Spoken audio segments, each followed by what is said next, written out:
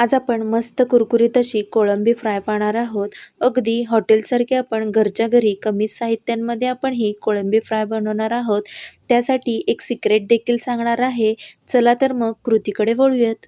इथे मी अर्धा किलो कोळंबी बाजारातून साफ करून आणलेली आहे। तरी देखील मी घरी आल्यानंतर 1 ते 2 वेळा स्वच्छ पाण्याने धुवून घेते व त्यानंतर त्यामधील कोळंबीचा हा वरचा भाग असतो त्यावरती अगदी चाकूने हलक्या हाताने कट करून घ्यायचे आहे व त्यामधील हा काळा धागा आपण काढून घ्यायचा आहे व कोळंबी अशा तऱ्हेने सर्व कोळंबी आपण स्वच्छ करून घ्यायचे आहेत व पुन्हा एकदा 2 ते 3 वेळा स्वच्छ पाण्याने धुवून घ्यायचे आहेत।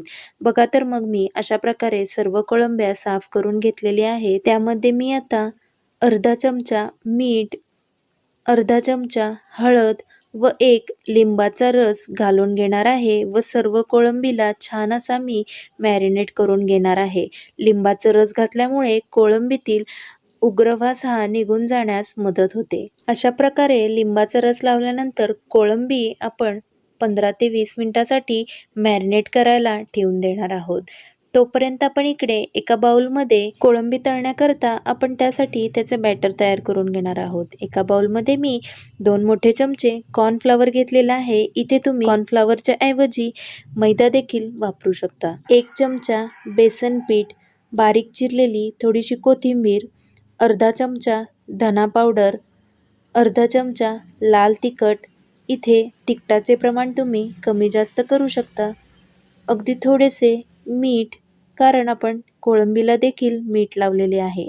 त्यामध्येच मी आता चिमूटभर हिंग देखील घालून घेणार आहे। आता हे सर्व मिश्रण आपण छान असे मिक्स करून घ्यायचे आहे।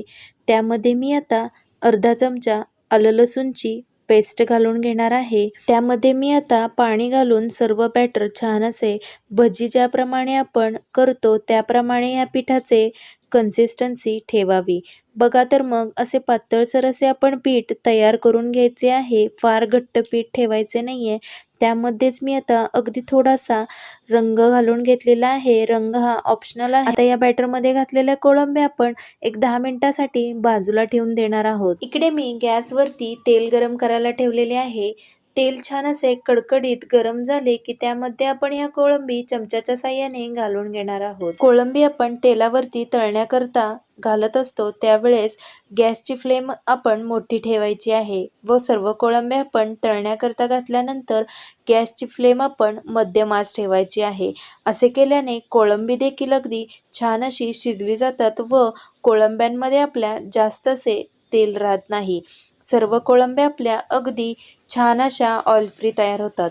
दुसऱ्या बाजूने देखील कोळंबी छान अशी तळून घ्यायची आहे। एक 5 ते 7 मिनिटांमध्ये सर्व कोळंब्या छान अशा तळल्या जातात। आता आपण ह्या कोळंब्या 5 ते 7 मिनिटांमध्येच म्हणजे 70% आपण ह्या कोळंब्या तळून घेणार आहोत व त्यानंतर लगेचच आपण एका डिशमध्ये ह्या कोळंब्या काढून घेणार आहोत।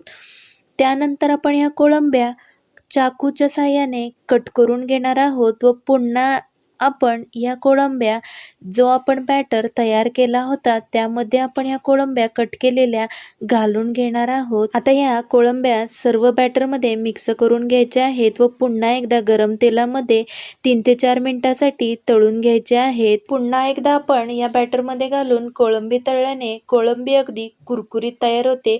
त्यावरती फार असे आवरण लागले जात नाही पण कोळंबी आपली ऑइल फ्री आणि कुरकुरीत होते।